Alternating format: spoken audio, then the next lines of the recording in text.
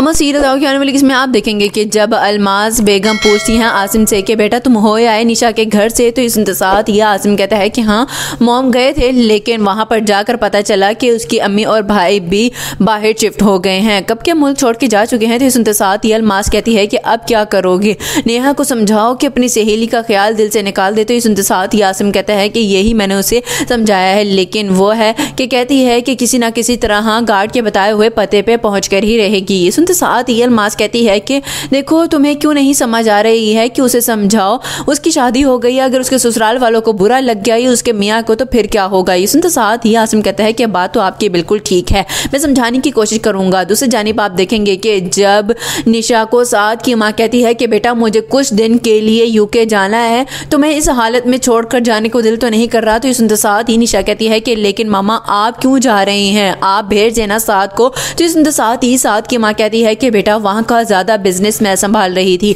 इसलिए वहां की सारी डील्स का मुझे ही पता है। ये सुनते साथ ही निशा कहती है कि लेकिन आपके बगैर मेरा यहाँ पर दिल नहीं लगेगा, बहुत ही ज्यादा घबराहट हो रही है मुझे। तो सुनते साथ ही साथ की माँ कहती है कि घबराने की क्या जरूरत है, यहाँ पे साथ है ना, तुम्हारा बहुत ही ज्यादा अच्छे से ख्याल रखेगा।